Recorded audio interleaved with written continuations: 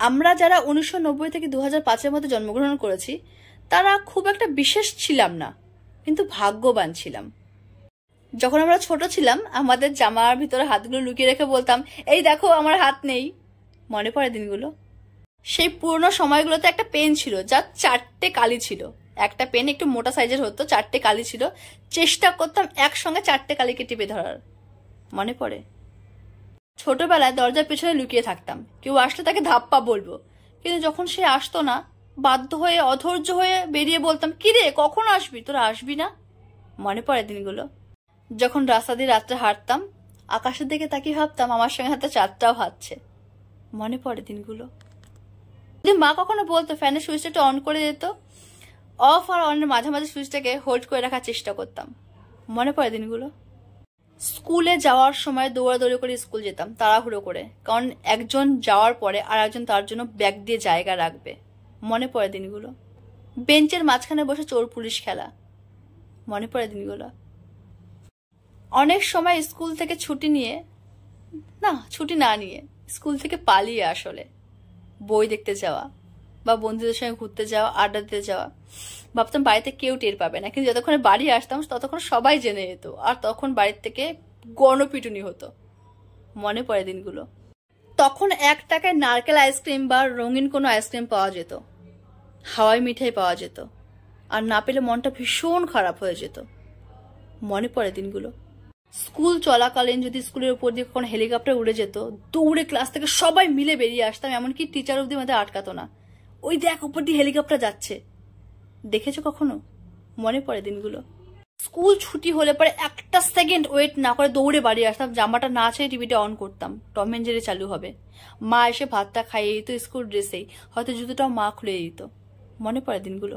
নিজের পছন্দের TV show এর জন্য সারাটা সপ্তাহ অপেক্ষা করতাম, আলিপ লায়লা, শক্তিমান, স্পেশাল টম এন্ড জেরি। মনে পড়ে দিনগুলো? ভুল করে এমন কোনো ফল খেয়ে নিলাম যে ফলের মধ্যে বীজ রয়েছে, সারাটা দিন এই চিন্তায় থাকতাম পেটের মধ্যে হয়তো গাছ জন্মে যাবে। গাছের মুখটা কোথা দিয়ে বেরোবে, কান দিয়ে না মুখ দিয়ে? কি হবে?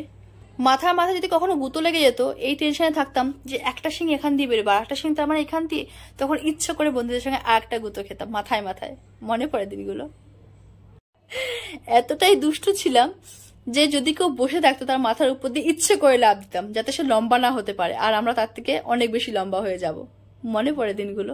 সময় নেই, অসময় নেই, বৃষ্টি নেই, রোদ নেই, ঝড় নেই, বিকেলের খেলাটা মিস দেওয়া যাবে না, মার ডাকে, গোলা ছুট, কিটকিট, কানামাছি, কত রকমের আরো খেলা ছিল।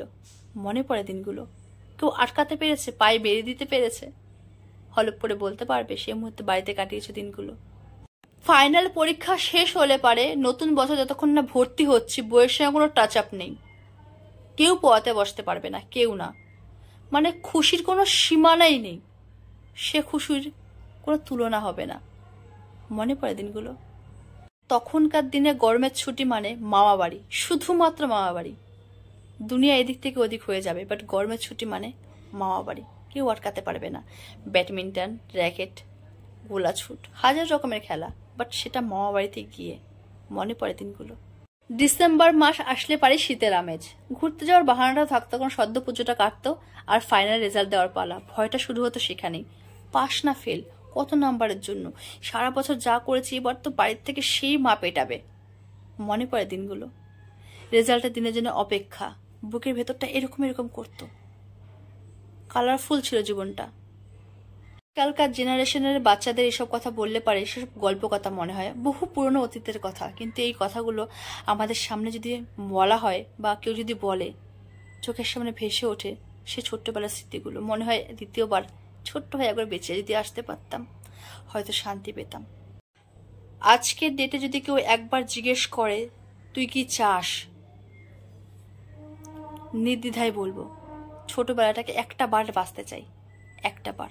আমি ভীষণ মনে করি, আমার মনে পড়ে সেই দিনগুলো। আর তোমাদের?